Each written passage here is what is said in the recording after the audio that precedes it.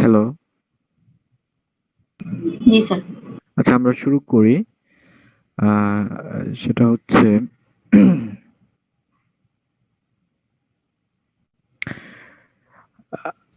we learned the general equation of a plane like this: ax plus by plus cz plus d equals to 0. In our analytical geometry first year course, we learned z plus d equals to 0. It represents a plane.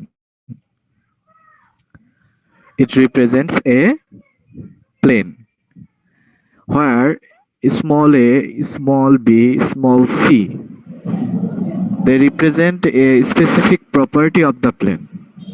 Do you know what are the property of small a, small b, small c? What are these? What do they represent? Do you know? In our yes, sir ABCD এগুলো constant না sir? obviously constant. There are three variables x, y, z. Except these three, all are constant. But these constants have a specific meaning. For example, y equals to mx. Here m is constant, but it has some specific property. Am I right? G sir. Yes. G sir. Here also ax plus by equals to 0. In this equation, coefficients of x, y, z, a, b, c are something. Say they do represent something.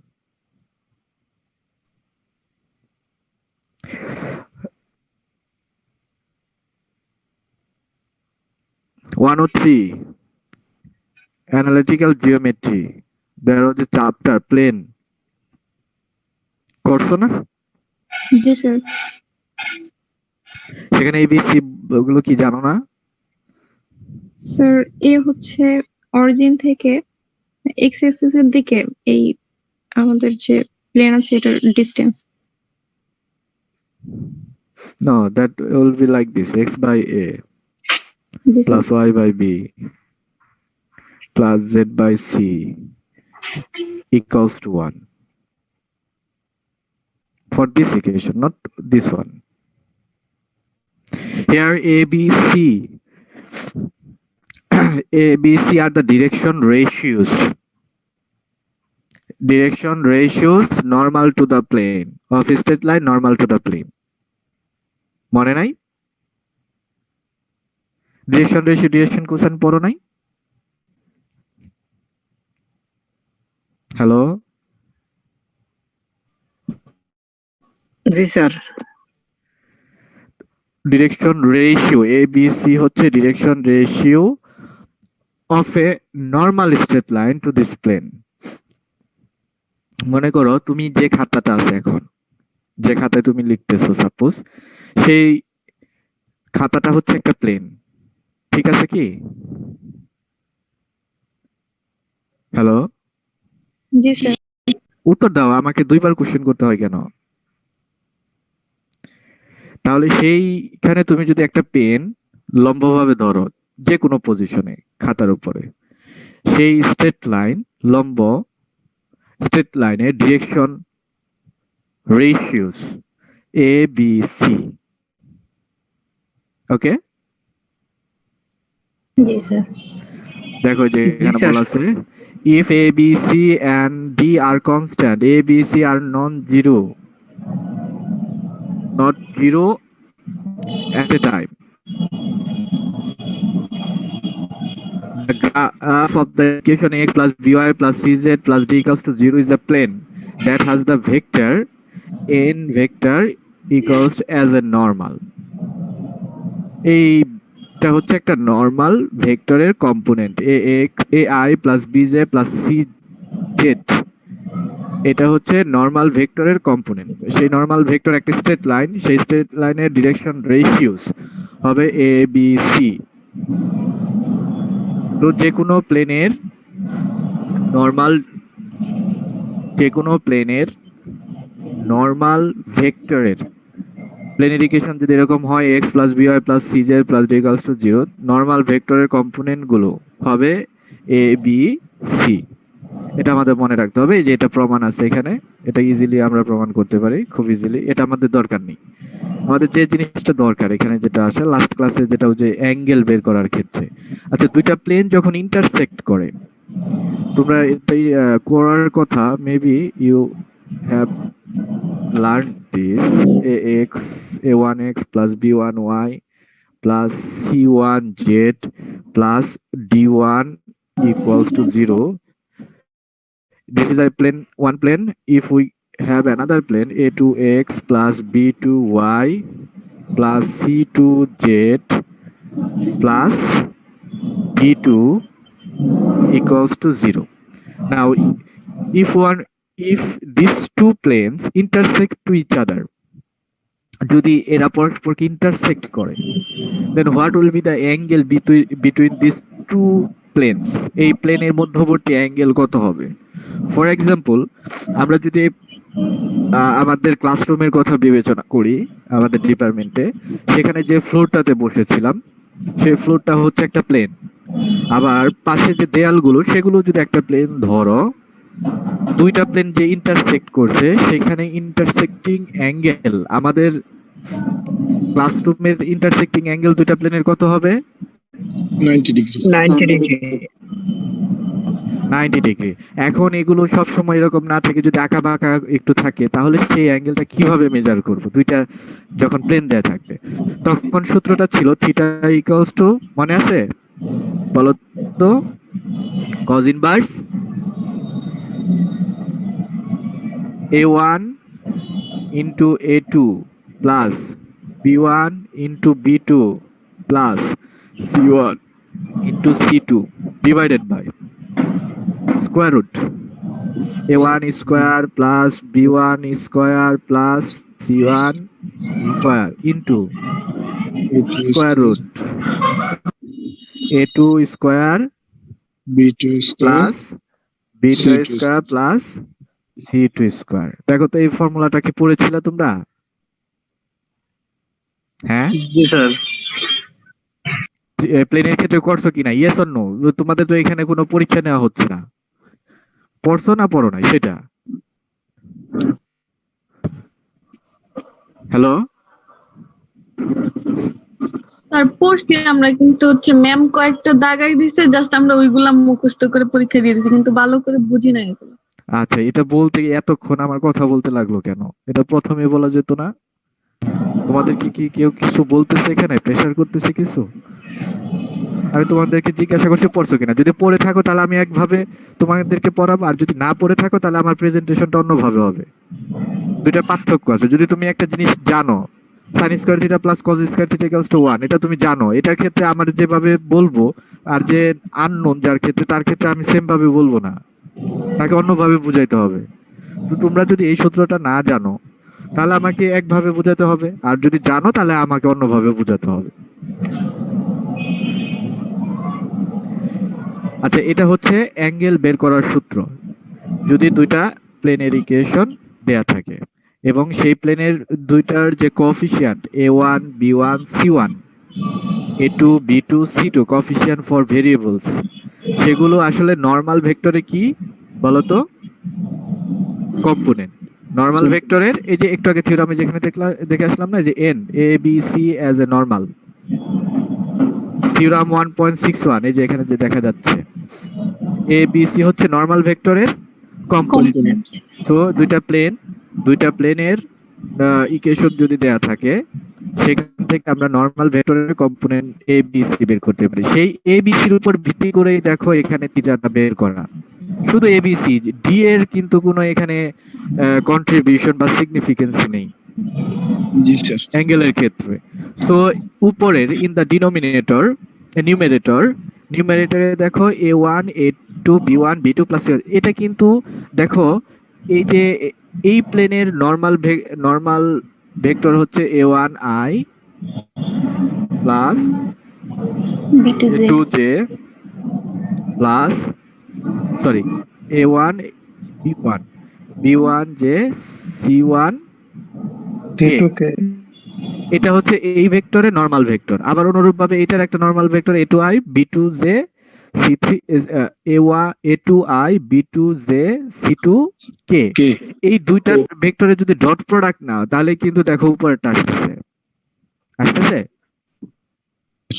G sir তাহলে normal ভেক্টরের dot product মনে মনে এটাটা normal এটা ধরে নিলাম n1, উপরেরটা normal ভেক্টরের হচ্ছে n1 আর নিচেরটার হচ্ছে n2, দুইটা ডট প্রোডাক্ট। স্কয়ার রুট এই যে এটা দেখো এটা কিন্তু ফার্স্ট এই যে নরমাল ভেক্টরের ম্যাগনিটিউড।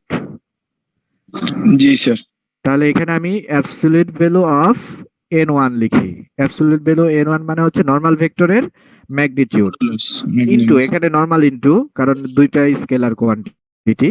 সো আবার অ্যাবসলিউট ভ্যালু অফ এটা কি n2 N2 সো এই সূত্রটাই দেখো অ্যাঙ্গেল দুইটা প্লেনের অ্যাঙ্গেল বের করার ক্ষেত্রে আমরা ইউজ করে থাকি, যেখানে n1 n2 হচ্ছে normal vector to the plane. ওই ভেক্টরের যে ভেক্টর দুইটা দেওয়া আছে তাদের ভেক্টরের নরমাল ভেক্টর এর কম্পোনেন্ট বা নরমাল ভেক্টর হচ্ছে n1 n2 এগুলো। কারো কোনো কোশ্চেন থাকলে বলতে পারো। কোশ্চেন আছে? না স্যার। দেখো না, স্যার। এখানে এটা সূত্র আকারে দেওয়া আছে, এই যেটা দেখো এই যে এখানে ফিগার দেওয়া আছে দেখো এই যে দুইটা প্লেন ইন্টারসেক্ট করছে, এই যে এখানে অ্যাঙ্গেল থিটা, আলটিমেটলি দুইটা কোণ উৎপন্ন হয়, একটা থিটা আর একটা হচ্ছে 180 মাইনাস থিটা, ওই যে বিপরীত কোণের যে কনসেপ্ট। ঠিক আছে? সো এখন আমরা যদি অ্যাঙ্গেল বের করতে চাই দেখো এই যে n1 হচ্ছে এই যে এখানে যে হালকা অ্যাশ কালার যে প্লেনটা প্লেন 1 এর উপরে নরমাল হচ্ছে n1, এই যে n1 প্লেন 1 এর উপরে নরমাল এবং কালারটাও দেখো অ্যাশ, মানে এই অ্যাশ কালারটা হচ্ছে অ্যাশ কালারের প্লেনের উপরে নরমাল। আর এই যে ব্লু হালকা, এই হালকা ব্লুটা হচ্ছে এই ব্লু প্লেন 2 এর এই একটা পয়েন্টে যে কোনো একটা পয়েন্ট নরমাল। এই দুইটা নরমালের অন্তর্ভুক্ত কোণই হবে থিটা এবং এইটার সমান, এবং সেক্ষেত্রে এই যে সূত্রটা হচ্ছে এরকম। এটা আমরা ওই যে জিওমেট্রিতে যে কনসেপ্ট করে আসছে ওইটাই জাস্ট ভেক্টর ফর্মে এখানে লেখা। এটা আমাদের লাস্ট ক্লাসের যে একটা প্রবলেমে আমরা আটকে গেছিলাম সেইটারই এটা। দেখো তো এই যেটা ছিল আমাদের problem, find the acute angle that the tangent plane at the point 1 to 1 makes with the xy plane। এই 1 to 1 পয়েন্টে কে ইন্টারসেক্ট কার অ্যাঙ্গেল বের করতে বলছে? ট্যানজেন্ট প্লেন আর কার xy প্লেন। আচ্ছা, এবার ট্যানজেন্ট প্লেনের তুমি প্রথমে নরমাল বের করবা। কার নরমাল বের করব? কারণ অ্যাঙ্গেল বের করতে গেলে যে নরমাল লাগে n1 ডট n2। n1 হচ্ছে একটা প্লেনের নরমাল ভেক্টর, n2 হচ্ছে আরেকটা প্লেনের উপর নরমাল ভেক্টর। এখানে যে দুইটা প্লেন, একটা হচ্ছে ট্যানজেন্ট প্লেন আরেকটা হচ্ছে xy প্লেন। তাহলে ট্যানজেন্ট প্লেন তার উপরে নরমাল ভেক্টর আমাদের বের করতে হবে। দেখো তো ট্যানজেন্ট প্লেন কোথায়? আমরা বের করছি ইকুয়েশন দেখো বিতে বা এতে, এটা ছিল ইকুয়েশন এ। এটা কি ছিল? ইকুয়েশন এর সরি প্রবলেমের আনসার হচ্ছে এটাই ট্যানজেন্ট প্লেন না? জি স্যার। হ্যালো, জি স্যার। শিওর? আচ্ছা, এবার এই ইকুয়েশন একটু আগে যেটা পড়ে আসলাম যে নরমাল ভেক্টরের কম্পোনেন্ট গুলো তাহলে কেমন হবে? এ বি সি এর ভ্যালু গুলো নাকি 181 জি স্যার। 181 ঠিক আছে তো? হ্যাঁ স্যার। হ্যাঁ, আচ্ছা জি, স্যার। আরেকভাবে এটা এরকম হলো কেন? টু টু টু ও টু দ্বারা এখানে 2x 16y। ও আচ্ছা, এখানে সিম্পলিফাই করছে এর জন্য। এখানে তো 2x, এখানে হচ্ছে 16y, এখানে 2z, জেড। 2 দ্বারা ভাগ করছে পরে আবার। আচ্ছা, এই কারণে জি, দেখো নরমাল ভেক্টরের কম্পোনেন্ট গুলো এখানে এই যে এটা n1 ট্যানজেন্টের n1 হচ্ছে ট্যানজেন্টের নরমাল ভেক্টর। আর তাহলে এখানে কম্পোনেন্ট গুলো কত দিছে? 2, 16 2। বলো 16 2 2 16 2। 2 16 2। তোমরা ওই যে এটা তো তোমরা 1, এই যে এখান থেকে 1 8 1ও লিখতে পারো। দেখো তো কথাটা বুঝতে পারছো কিনা? জি স্যার। কোনো সমস্যা হবে না, রেজাল্ট জি, একই স্যার। আসবে। এটা এরা এখানে এই যে এখান থেকে নিচ্ছে, এই ইকুয়েশন থেকে নিচ্ছে। আমরা যদি এইটাও কনসিডার করি, দেখো একই রেজাল্ট আসবে। আচ্ছা, আমরা ক্যালকুলেশন করি। এখানে n1 টা হচ্ছে ভেক্টর ফর্মে, এইভাবে ভেক্টর ফর্মে লেখা যায় 1 8 1।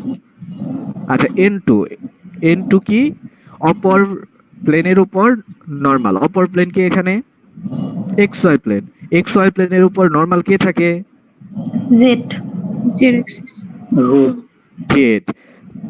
জেড। এর জন্য শুধু জেড দেখো যে xy প্লেনের ভিতরে সবসময় তো এই যে জে ভেক্টরটা সবসময় normal. I sir K vector. Sorry K. তাহলে এটা 0i 0j এবং 0 কে। কে 1 কে। 1k 0k। তাহলে দেখো এটা একটা সবসময়ই নরমাল ভেক্টর এবং ইউনিট নরমাল ভেক্টর, মানে তার ম্যাগনিটিউড 1ও, এর জন্য ইউনিট নরমাল ভেক্টর। সো যেহেতু আমাদের xy প্লেন দেওয়া আছে, আমরা জানি এটা ওয়েল নোন যে xy প্লেনের উপর লম্ব হচ্ছে জেড প্লেন। আর জেড প্লেনের ইকুয়েশন হচ্ছে শুধু কে কম্পোনেন্ট থাকবে এবং ইউনিট ভেক্টর ও কে ভেক্টর নিলে একটা ওয়েল নোন ইউনিট ভেক্টর আমরা সব সময় জানি, সেটা হচ্ছে কে ভেক্টর। সো xy প্লেনের উপর নরমাল ভেক্টর হবে কে ভেক্টর, শুধু কে ইউনিট, এবং সেটার ম্যাগনিটিউড ইউনিট। সো এটাকে ভেক্টর আগে আকারে এইভাবে লিখতে পারি। সো আমরা এটাকে n2 unit normal vector to the xy plane এভাবে লেখা যেতে পারে। দেখো তো ঠিক আছে কিনা? জি স্যার। এবার আমরা মানগুলো বসাই। উপরে হচ্ছে ডট প্রোডাক্ট, এই দুটো ডট প্রোডাক্ট নিলে রেজাল্ট কত হবে? 1 1 ডিভাইডেড বাই নিচে ম্যাগনিটিউড, এটার magnitude 1 square plus 8 square plus 1 square, that means 2 plus 66 into, আর এটার তো 1ই cos, বাস এটাই দেখো, এই যেটা আসছে ফাইনালি। তুমি যদি এখানে এটা নাও তাহলে উপরে যে 2 আসবে আর এখানে 2 আসবে, 2 2 ক্যান্সেল হয়ে আমাদের এইটাই আসবে। সো কোনো সমস্যা নেই, যেটা নিয়ে তোমাদের পছন্দ সেটা নিয়ে কাজ করতে পারো। কারো কোনো কোশ্চেন থাকলে বলতে পারো। না স্যার। না স্যার। ওকে দেন, এবার এটা দেখো। এবার আমরা ট্যানজেন্ট প্লেনস এই ইকুয়েশন গুলো বের করব,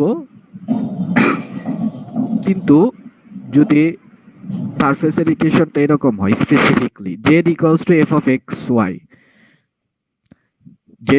f of xy, এইখানে এই যে এইখানে যে ফিগারটা 13.7.4, এইখানে কার আমরা ফিগার ট্যানজেন্ট প্লেন ড্র করেছিলাম? এই যে এখানে হালকা গোলাপি কালার পিঙ্ক কালারের দেয়া আছে, কার? এই ট্যানজেন্ট প্লেনটা কার? xy প্লেনের। নো, ট্যানজেন্ট প্লেনটা কার ড্র করছো? স্ফিয়ারের। স্ফিয়ার কোথায় পেলা? এটা ইলিপসয়েড। এই যে কনসিডার দ্য ইলিপসয়েড স্যার। ইলিপসয়েডের, এই যে ইলিপসয়েডের ইকুয়েশন দেখো তো। এখানে কি শুধু জেড আছে না জেড স্কয়ার আছে? Z square. Square. Z square আছে, কিন্তু আমরা এখন এমন স্পেসিফিক একটা ফাংশন নেব যেখানে সবসময় জেড এর পাওয়ার 1 থাকবে, আর এক্স এবং ওয়াই এর পাওয়ার আমরা জানি না, যা ইচ্ছা তাই থাকুক, কিন্তু জেড এর স্পেসিফিক একটা পার্টিকুলার আমরা ধরে নিলাম যদি 1 হয়, সেক্ষেত্রে কেমন হবে সেগুলো আমরা হ্যান্ডেল করব। সো আমরা ধরে নিলাম Z equals to F of x Y. তাহলে capital F of x Y মানে তিনটা নিয়ে ফাংশনটা হবে এরকম, তিনটারই ফাংশন, বোঝা জানি? এফ হচ্ছে দুইটার ফাংশন। এখন আমরা তো 3 ডাইমেনশনাল ট্যানজেন্ট প্লেন ড্র করতেছি, সো তিনটা ভেরিয়েবল ইনভলভ থাকবে, Z minus F of x Y অথবা F of x Y minus Z, যে কোনো একভাবে লিখলেই হবে, তাহলে এটা z ইজ ইকুয়াল টু যেহেতু f অফ x হয় তাহলে এটা 0 না? হ্যাঁ হ্যাঁ হ্যাঁ, জিরো। এর জন্যই তো এটা সমান সমান এই যে রাইট হ্যান্ড সাইড যে এক্সপ্রেশনটা থাকবে সেটার নাম হচ্ছে এফ অফ এক্স ওয়াই। যেমন এই যে এইখানে কনসিডার দ্য ইলিপসয়েড, এই ইকুয়েশনে যদি আমরা রাইট হ্যান্ড সাইড 0 করি, 4y square plus Z square minus 18, right hand side কত হবে তাহলে? 0 জিরো। 0 এই যে লেফট হ্যান্ড সাইডের যে এক্সপ্রেশন, সেই এক্সপ্রেশনে দেখো এক্স ওয়াই জেড তিনটাই আছে, এই এক্সপ্রেশনটার নাম দিলাম capital function of x y z। জি স্যার। এক্স ওয়াই জেড, এইটুকুর নাম দিলাম function of x Y Z, যেখানে এক্স ওয়াই জেড তিনটাই আছে। ঠিক অনুরূপ ভাবে এটার সাথে কম্পেয়ার করো, ওইটা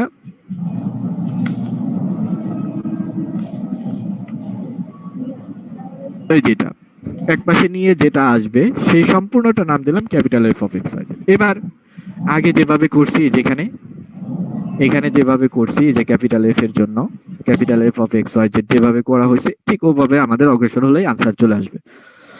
ওকে, একটা এক্সাম্পল দেখো, find an equation for the tangent plane and parametric equations. Tangent plane equation বের করতে বলা হচ্ছে এবং আর প্যারামেট্রিক ইকুয়েশন গুলো বের করতে বলা হচ্ছে।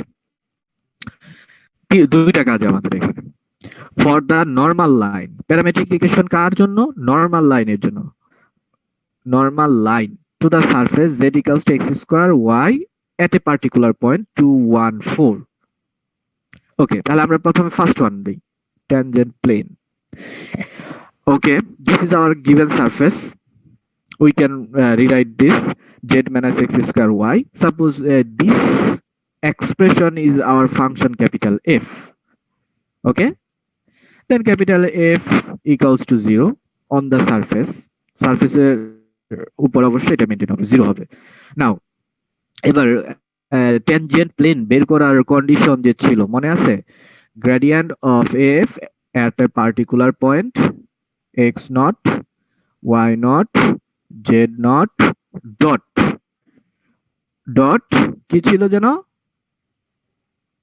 বলো? ডট এক্স অবস্থান vector r minus r naught এরকম ছিল। আর হচ্ছে জেনারেল পজিশন, আর আর নট হচ্ছে গিভেন, আর হচ্ছে এক্স ওয়াই জেড, আর আর নট হচ্ছে গিভেন পয়েন্ট। আচ্ছা, তাহলে ট্যানজেন্ট প্লেন এখানে বের করার জন্য এই থিওরামটা অ্যাপ্লাই করতে হবে, সমান সমান 0।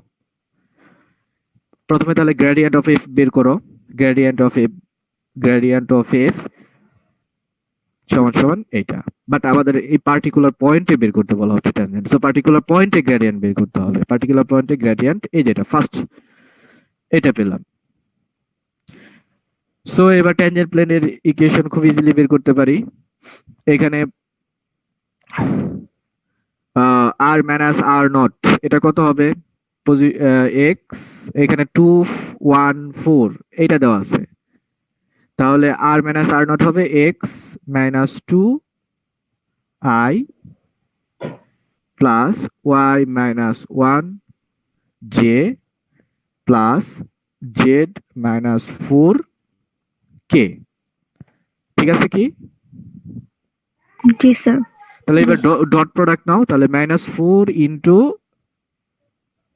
x - 2 minus 4 into x minus 2 plus minus 4 into y minus 1 y minus 1 এভাবে তাহলে সিম্পলিফাই করলে এই আনসারটা চলে আসবে। দেখো তো ঠিক আছে কিনা। জি স্যার। ওকে, জি স্যার। ক্লিয়ার? এটা কার ইকুয়েশন? ট্যানজেন্ট প্লেনের। ট্যানজেন্ট প্লেনের। আচ্ছা, ট্যানজেন্ট প্লেনের এটা তাহলে ফার্স্ট পোরশনটা আমরা পেয়ে গেলাম আনসার। এবার second answer, parametric equation for the কার? Normal line. Normal line. Tangent প্লেনের নরমাল লাইন কিন্তু ট্যানজেন্ট প্লেনের সাথে লম্ব অবস্থায় থাকবে। Am I right? জি স্যার। এই যে মনে করো এখানে যে এই যে ট্যানজেন্ট প্লেন দেওয়া আছে ম্যাজেন্টা কালার, এইখান থেকে একটা এইভাবে 90 ডিগ্রি আকারে এই প্লেনের সাথে 90 ডিগ্রি আকারে মনে করো এইভাবে গেছে। এটা হচ্ছে নরমাল লাইন। ঠিক আছে কি? জি স্যার। তাহলে এই নরমাল লাইন দেখো কার উপরে লম্ব অবস্থায় আছে? ট্যানজেন্ট প্লেনের। ট্যানজেন্ট প্লেনের উপরে লম্ব অবস্থায় আছে।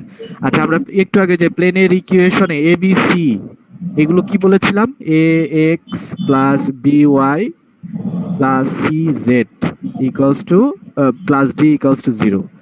এখানে এ বি সি কি বলা হয়েছিল? কম্পোনেন্ট। Direction ratio. বা কার ডাইরেকশন রেশিও? নরমাল। নরমালের। এখানে নরমাল স্ট্রেট লাইনের বা নরমাল ভেক্টরের কম্পোনেন্ট হচ্ছে এ বি সি। নরমাল ভেক্টরের কম্পোনেন্ট এ বি সি। ঠিক আছে কি? জি স্যার।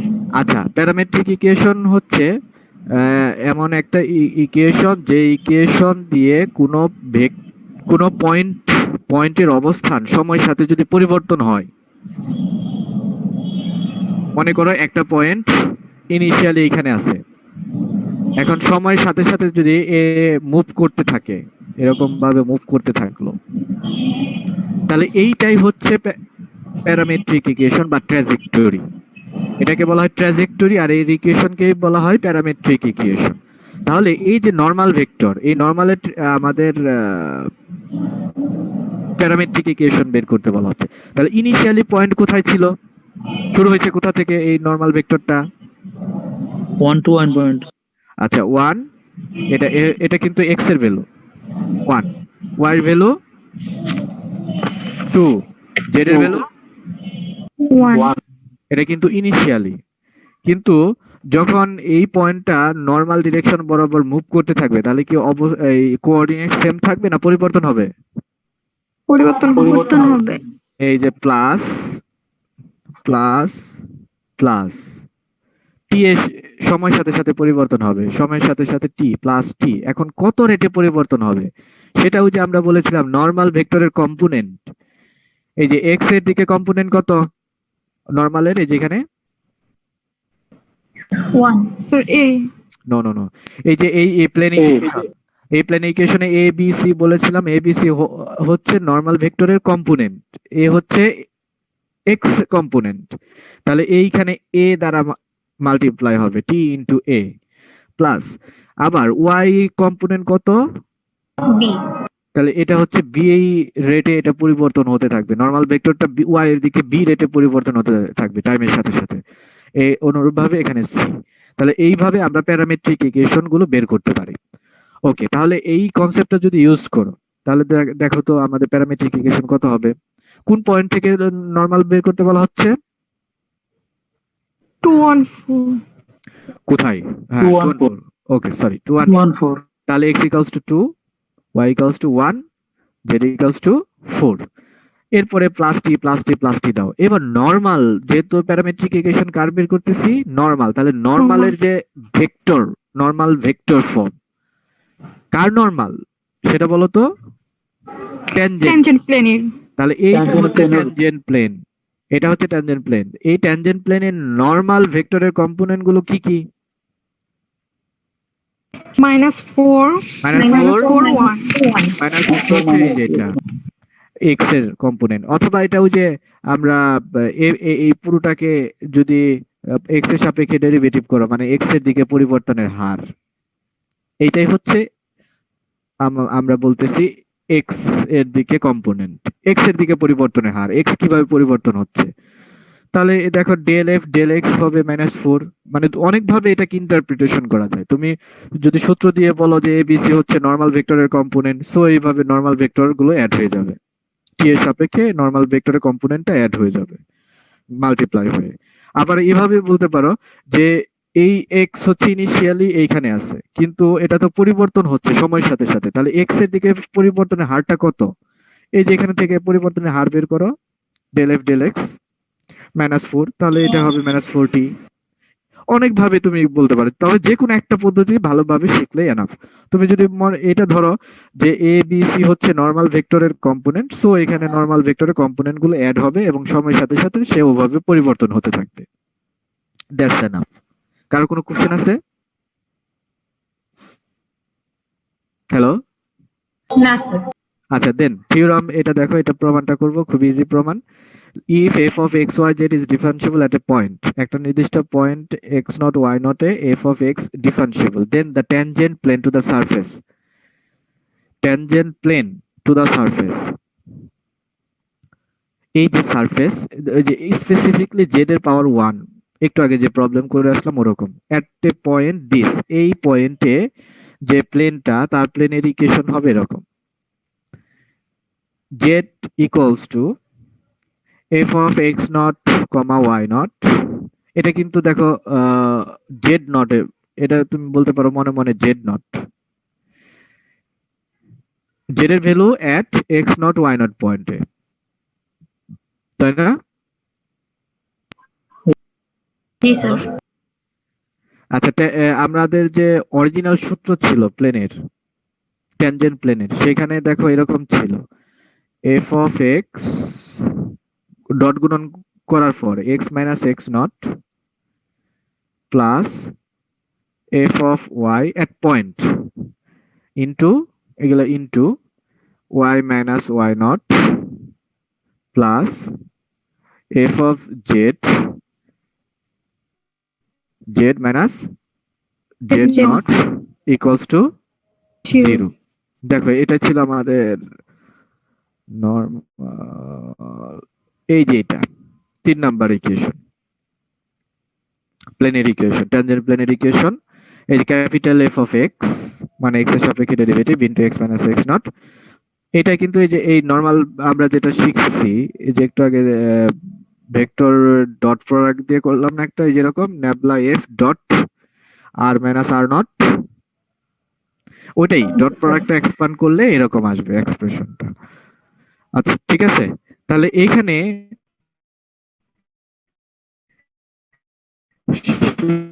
সমস্যা, এই ফাংশন যে এফ অফ জেড কত হবে, এই পুরোটাকে জেড এর সাপেক্ষে ডেরিভেটিভ করলে কত হবে? হ্যালো, 0 0 কেন হবে? জেড আছে না একটা, এই যে জেড, ডান পাশে 0 হবে। এক পাশে কি ডেরিভেটিভ করা যাবে? আচ্ছা এখানে স্মল এফ কিন্তু ক্যাপিটাল এফ, স্মল এফ মানে হচ্ছে এই পুরোটা নিয়ে যে ফাংশন একটু আগে যেভাবে করলাম, এটাকে যে কোনো এক পাশে নিয়ে যে এক্সপ্রেশন সেটা হচ্ছে ক্যাপিটাল এফ। তাহলে যদি ডেরিভেটিভ করো ক্যাপিটাল এফ কে যদি এই জেড এর সাপেক্ষে ডেরিভেটিভ করো, রেজাল্ট কত হবে? 1। বুঝো নাই? জি স্যার। এই যে দেখো এখানে প্রুফে দেখাই আছে, এই যে ক্যাপিটাল এফ সমান সমান Z minus F of x, তাহলে এফ জেড সমান সমান কত হবে? 1 হবে। আর ওই অন্যগুলো মান নাও, এই যে এক্স এর সাপেক্ষে ডেরিভেটিভ করলে এটা তো 0, এটা হবে মাইনাস এফ অফ এক্স, এটাকে ডেরিভেটিভ ওয়াই সাপেক্ষে করলে মাইনাস এফ অফ ওয়াই। এখন এই তিনটা ডেরিভেটিভের মান, যে আমরা যে অরিজিনাল সূত্র ট্যানজেন্টের, ট্যানজেন্ট প্লেনের, এই যেটা, this is our original formula of the tangent plane, এখানে যদি বসিয়ে দেই, দেখো এইটার ভ্যালু 1, এইটার ভ্যালু বসিয়ে দিয়ে তারপর সিম্পলিফাই করো, এদিক ওদিক করো, তাহলে ওই দেখো যে এটাই চলে আসবে 5 নাম্বার ইকুয়েশন। এটা স্পেশাল কিছু না। আচ্ছা এবার এটা দেখো, এটাই আমাদের শেষ। এই যে এখানে দেখো দুইটা প্লেন দেখা যাচ্ছে, একটা হচ্ছে হালকা ব্লু কালারের, আরেকটা এটা কি ইয়েলো, হ্যাঁ স্যার। ওকে ইয়েলো, হালকা ইয়েলো কালারের। এই ইয়েলো কালার এবং ব্লু কালার দেখো একটা ইন্টারসেক্টিং লাইন ক্রিয়েট করে, মানে এটা পরস্পরকে ইন্টারসেক্ট করে। যেমন আমরা যে ক্লাসরুমে ক্লাস নিতাম, সেখানে যে ফ্লোর আর যে দেয়াল যেখানে ইন্টারসেক্ট করে সেখানে একটা স্ট্রেট লাইন, ওটাকে বলা হয় 3 ডাইমেনশনাল স্ট্রেট লাইন।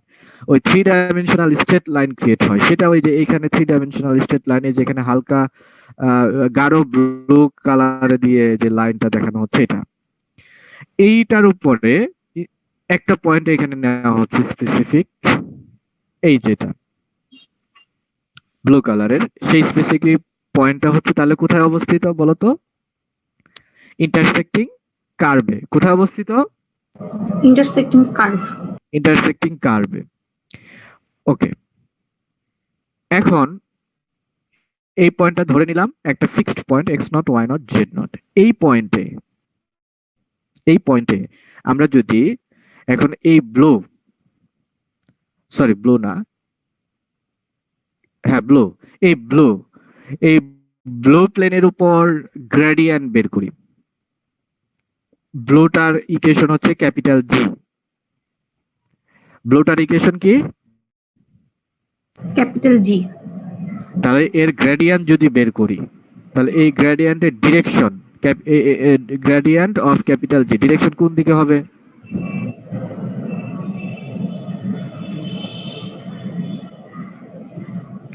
বলো। আমরা তো এই চ্যাপ্টার শুরুই করছি এভাবে, এই কনসেপ্ট দিয়ে। গ্রেডিয়েন্ট অফ সামথিং কোন দিকে হবে? এই পয়েন্টে এই জি এর সাথে লম্বর দিকে যাবে, লম্ব বরাবর হবে স্যার ওটার। হ্যাঁ সেটা আমি বলার পর কেন? গ্রেডিয়েন্ট অফ ক্যাপিটাল জি হলে এই যে এটা দেখো দেওয়া হচ্ছে, দেখতেছো যে gradient of G direction, G sir. এটা হচ্ছে এই যে ব্লু যে প্লেন, এই প্লেন বা সারফেস, এই সারফেসের এই পয়েন্ট থেকে লম্ব বরাবর যাচ্ছে বাইরের দিকে। অনুরূপভাবে এবার যদি gradient of F, capital F K gradient করা হয়, দ্যাট মিনস এই যে এইটা হালকা ইয়েলো কালারের এই পয়েন্টে, তাহলে তার ডিরেকশন হবে, এই গ্রেডিয়েন্ট করলে তার ডিরেকশন কোন দিকে হবে বলো? লম্ব হবেই হবে। কার লম্ব? এফ প্লেনের উপর। এফ প্লেনের সাথে এই যে লম্ব, এফ প্লেনের সাথে লম্ব। তাহলে এই যে গ্রেডিয়েন্টের ডিরেকশন এদিকে পাচ্ছি, আর এই যে একটা গ্রেডিয়েন্ট ডিরেকশন এদিকে পাচ্ছি। ওকে, জি স্যার। আচ্ছা এবার মনে মনে তুমি যে রুমটাতে বসে আছো, ওই রুমটা বা আমরা যে ক্লাসরুমে নেই, ক্লাসরুমে যাই, সেই ক্লাসরুমে যদি ক্লাসরুমে যেটাতে নেই, সেখানে তুমি যদি মনে মনে নিচের ফ্লোরটা কে যদি ক্যাপিটাল জি ধরো, আর যে কোনো একটা দেয়ালকে তুমি যদি ক্যাপিটাল এফ ধরো। আচ্ছা ক্যাপিটাল জি কাকে ধরছি আমাদের ক্লাসরুমের? ফ্লোরকে। যদি ক্যাপিটাল জি এর গ্রেডিয়েন্ট করা হয় ফ্লোরটার, তাহলে যে ভেক্টরটা পাবো কোন দিকে পাবো? লম্ব বরাবর। লম্ব বরাবর। মনে করো ফ্লোরটাতে আমি দাঁড়াইলাম বা যে কেউ দাঁড়ালা ওইদিকে, ওই দাঁড়াইছি ওইটাই মনে করো একটা ভেক্টর, ঠিক আছে কি? জি স্যার। আচ্ছা এবার সেটা কিন্তু যে কোনো একটা দেয়ালের প্যারালাল বা সবগুলো দেয়ালের প্যারালাল। হ্যাঁ স্যার। আচ্ছা এবার আমাদের যে কোনো এক পাশে যে দেয়াল আছে সেটাকে মনে মনে ক্যাপিটাল এফ ধরো। সেই ক্যাপিটাল এফ এর যদি গ্রেডিয়েন্ট নাও, তাহলে যে ভেক্টরটা পাবো সেটা ডিরেকশন কোন দিকে হবে? ফ্লোরের প্যারালাল। ফ্লোরের Floor. প্যারালাল হবে, গুড। বা ফ্লোরের উপর দিয়ে যাবে, মনে মনে ধরো, মনে করো একটা ফ্লোরের উপরে কলম রেখে দিলাম, সেই কলমটাই মনে করো এরকম হবে। এখন এই যে দুইটা ভেক্টর পেলাম, এই দুইটা ভেক্টরকে যদি আমরা ক্রস প্রোডাক্ট করি, এই দুইটা ভেক্টরকে কি করব? Cross product. ক্রস প্রোডাক্ট করি। ক্রস প্রোডাক্টের ওই যে ইন্টারমিডিয়েটে আমরা একটা রাইট হ্যান্ড স্ক্রু ফর্মুলা পড়ছিলাম, মনে আছে? হ্যাঁ স্যার। হ্যাঁ স্যার। সেই ফর্মুলাটা কি ছিল? জি স্যার। দুইটা ভেক্টরের সাথে যদি ক্রস প্রোডাক্ট নেওয়া হয়, যে নতুন রেজাল্টেন্ট ভেক্টর আসবে সেটা দুইটা ভেক্টরের সাথে কি অবস্থায় থাকে? লম্ব। লম্ব অবস্থায় থাকে না? তাহলে এই যে আমরা দুইটা গ্রেডিয়েন্ট পেয়েছিলাম, একটা ওই যে মনে করে দাঁড়িয়েছিলাম, আর একটা মনে মনে ধরো যে ফ্লোরের উপর একটা কলম রেখে দিলাম, এই দুইটাকে যদি গ্রেডিয়েন্ট করি, যে ভেক্টরটা পাবো সেটা হবে কার কার প্রপার্টি কি হবে সেটা? পারপেন্ডিকুলার ভেক্টর হচ্ছে ফ্লোর আর হচ্ছে ওয়ালের। ফ্লোর এবং ওয়ালের, এবং সেটা দেখো ফ্লোর এবং ওয়ালের পারপেন্ডিকুলার হলে সেটা দেখো ওই ইন্টারসেক্টিং লাইনের প্যারালাল হবে। ফ্লোর এবং দেয়াল যেখানে ইন্টারসেক্ট করছে সেটার প্যারালাল হবে, জি স্যার। বা সেটাও হবে প্যারালাল, অথবা সেটা হবে। ঠিক তাই এখানে ইউজ করা হয়েছে যে এই যে গ্রেডিয়েন্ট, এইটা একটা গ্রেডিয়েন্ট, এইটা একটা গ্রেডিয়েন্ট, এই দুইটা গ্রেডিয়েন্টের যদি এখন ক্রস প্রোডাক্ট নেই, তাহলে যে ভেক্টরটা পাবো সেটা এই দুইটা ভেক্টরের সাথে, এই দুইটা গ্রেডিয়েন্টের সাথে কি অবস্থায় থাকবে? লম্ব অবস্থায় থাকবে। এবং সেটা কিন্তু আবার এই যে ইন্টারসেক্টিং যে লাইন তার আবার প্যারালাল হবে, বা সে ওইটার উপর অবস্থিত হবে। That is our capital T. অর্থাৎ ক্যাপিটাল টি হচ্ছে এখানে ইন্টারসেক্টিং লাইন বা ইন্টারসেক্টিং ট্যানজেন্ট লাইন। দেখ এই পয়েন্টে দেখো তো বুঝতে পারছি কিনা? হ্যালো, জি স্যার। এটা কি স্যার 3D বা যে তিনটা অ্যাক্সিস ক্ষেত্রে চিন্তা করলে স্যার? না পারো, যদি বুঝতে না পারো, তাহলে যে এখানে বসে আছো সেইখানে একটা দেয়ালকে ক্যাপিটাল জি ধরবা, আর একটা দেয়ালকে ক্যাপিটাল এফ ধরবা, তারপরে করবা, তাইলে ক্লিয়ার হবে। হ্যাঁ, কি যেন বলতেছিলা, বলো। স্যার মানে হচ্ছে 3D তে যদি আমরা হিসাব করি এক্স ওয়াই জেড প্লেন, তাহলে হচ্ছে যদি দুইটা ভেক্টরকে যদি আমরা হচ্ছে কি এই যে এখানে যে del F gradient of F আর গ্রেডিয়েন্ট অফ জি, এই দুইটাকে যদি আমি দুইটা এক্সিসে বসাতে পারি বা এক্সিসের ডিরেকশনে রাখতে পারি, যেমন একটা যদি এক্স এ একটা ওয়াই তে রাখি, তাহলে হচ্ছে জেডটা হচ্ছে কি তার পারপেন্ডিকুলার ভেক্টর ডিরেকশন ডিফাইন করবে। কিন্তু সেটা হচ্ছে তুমি একেবারে সবচেয়ে সিম্পল ফর্মে হবে। সিম্পল ফর্মে বলতে বোঝাচ্ছি, মনে করো প্লেন কি সবসময় এরকম এত স্মুথ হবে? এই যে এরকম যে ঢেউ, এই যে এখানে যে বাঁকা দেখানো হচ্ছে, তখন কি বসানো সম্ভব? এক্স প্লেনের উপর, ওয়াই প্লেনের উপর, জেড প্লেনের উপরে বসানো যাবে হুবহুব? না স্যার, যাবে না। সো আমি বলতেছি ওটা একটা এক্সাম্পল, ওটা একটা সবচেয়ে সহজ এক্সাম্পল বোঝার জন্য। কিন্তু বাস্তবে যে সমস্যাগুলো থাকবে এত স্মুথ, এত সমান থাকবে না। যেটা তুমি বসে আছো যে প্লেনটাতে, সেরকম সমান হবে না। এই যে দেখো আমরা যে প্রবলেম করব, বাস্তবে তার প্রবলেমে গ্রাফগুলো হবে এরকম, এই যে 13.7.7। কোন দিকে তুমি এক্স অ্যাক্সিস এর এক্স ওয়াই প্লেনে প্যারালাল নিবা? এটা সম্ভব? এক্স ওয়াই প্যারালাল নেওয়া সম্ভব না না। স্যার। তাহলে না স্যার। ওটা জাস্ট বোঝার জন্য, ওটা তুমি নিজেকে ক্লিয়ার করবা যে কি হচ্ছে। ঠিক আছে? আর কোনো কোশ্চেন আছে? জি স্যার। সো এখান থেকে আমরা যে জিনিসটা শিখলাম সেটা হচ্ছে ট্যানজেন্ট লাইন। আগেরটা ছিল কি? Tangent plane. আগে কি বের করেছিলাম? Tangent plane. প্লেন। এবার হচ্ছে ট্যানজেন্ট লাইন। কোথায় ট্যানজেন্ট লাইনটা? এই ইন্টারসেক্টিং কার্ভের উপর। এই পয়েন্টটা হচ্ছে ওই ইন্টারসেক্টিং যে কার্ভ তার উপর একটা পয়েন্ট, সেই পয়েন্টে ট্যানজেন্ট লাইন।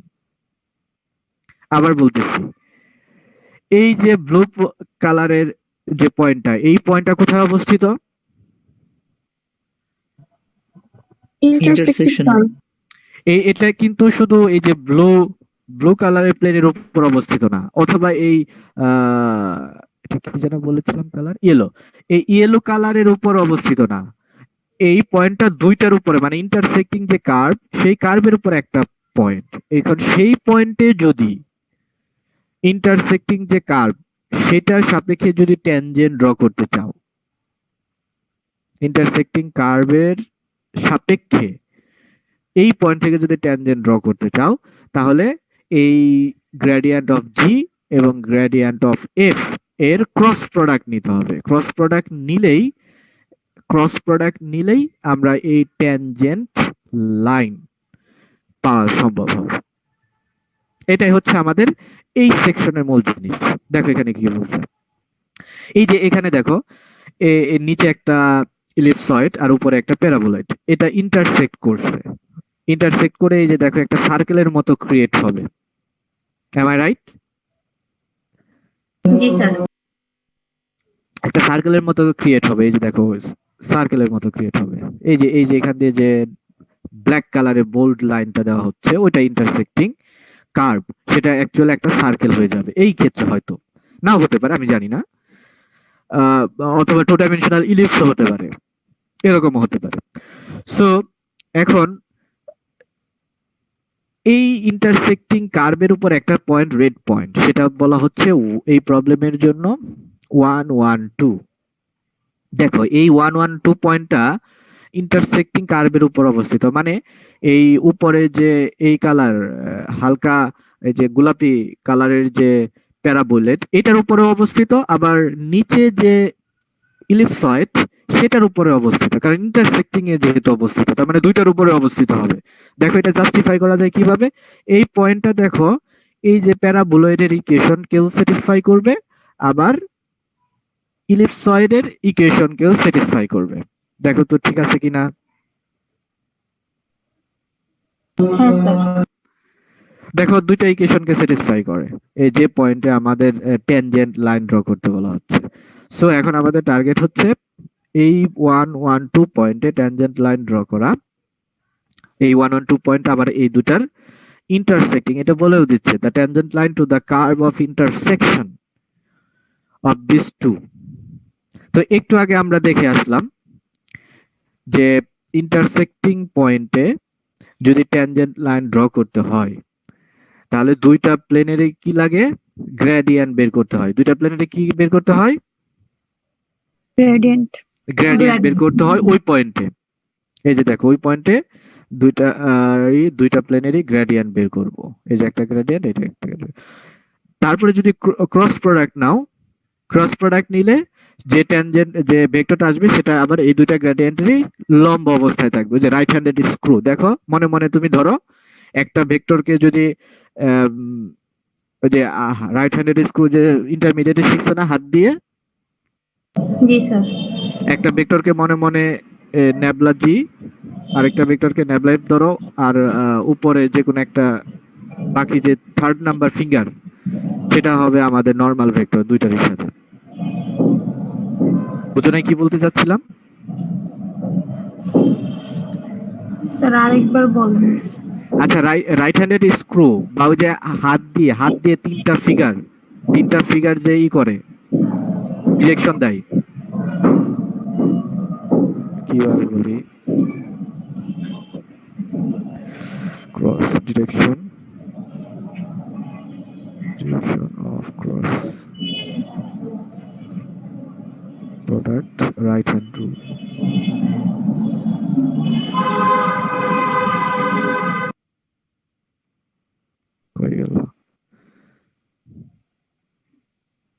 এই যে দেখতে পাচ্ছ এখানে, হ্যালো, জি স্যার। জি স্যার। এই যে এটাকে এই যে এখানে দেখো, এই যে এখানে যে ফিগার দেখা যাচ্ছে। হ্যাঁ স্যার।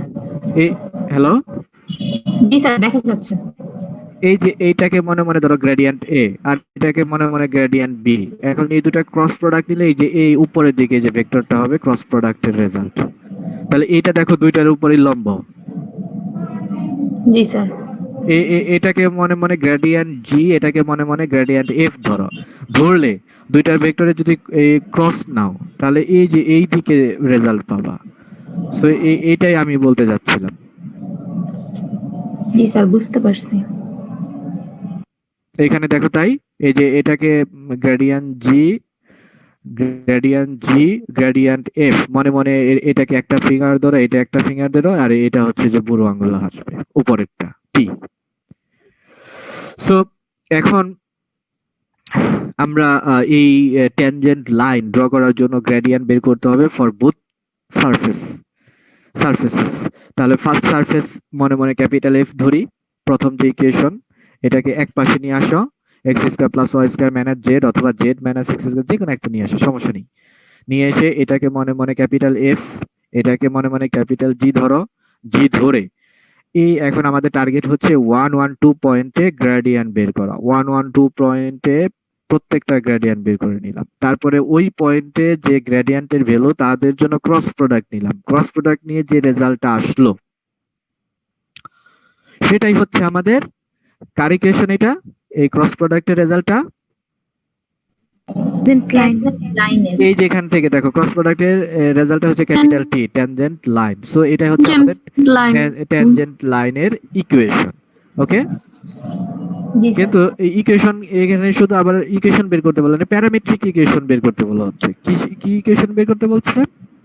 প্যারামেট্রিক। তো প্যারামেট্রিক ইকুয়েশন বের করার জন্য আচ্ছা এটাকে দেখো সিম্পলিফাই করো, যে কমন নেওয়া যায়, দুই কমন নেওয়া যায় না এখান থেকে স্কেলার? হ্যাঁ স্যার। দুই কমন নিলে এটা হচ্ছে আমাদের ওই ট্যানজেন্টের এক্সপ্রেশন হবে। এখন এখানে এই ট্যানজেন্টটা দেখো শুরু হয়েছে কোথা থেকে, ফিগার থেকে দেখো শুরু হয়েছে কোথা থেকে ট্যানজেন্ট। আমরা কোন জায়গা থেকে ট্যানজেন্ট ড্র করতেছি? 112 থেকে না?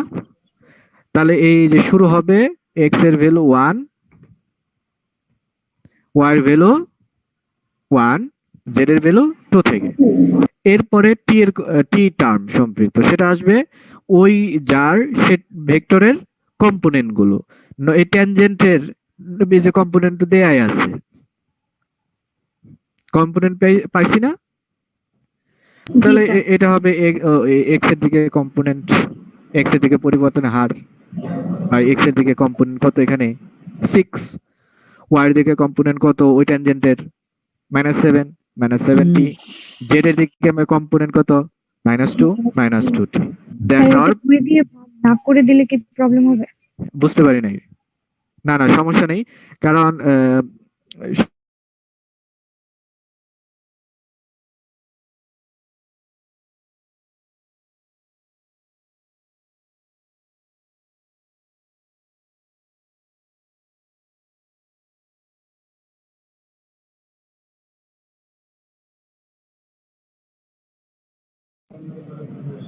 হ্যালো।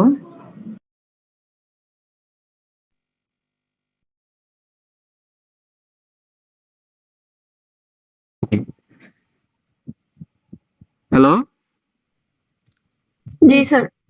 ম্যাগনিটিউডটা ভিন্ন হচ্ছে। তো সবচেয়ে ভালো সবচেয়ে ছোটটা যদি নাও, সবচেয়ে ছোটটার থেকে যদি নাও তাহলে সবচেয়ে ভালো। ছোটটা সবার ভেতরে তো আছে, এই ছোট ভেক্টরটা সবার কাছে আছে না, সব ভেক্টরের? হ্যাঁ স্যার। এর জন্য সবচেয়ে ছোটটা নিয়ে এখানে।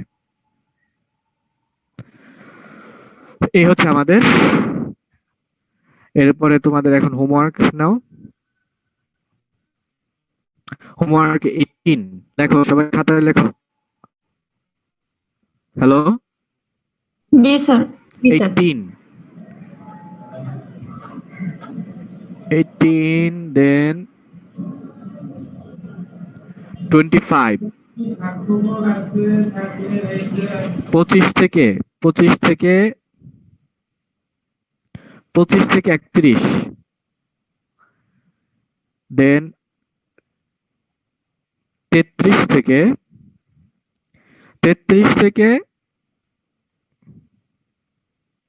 36। আবার বলো তো কোথায় কোথায় বলছি?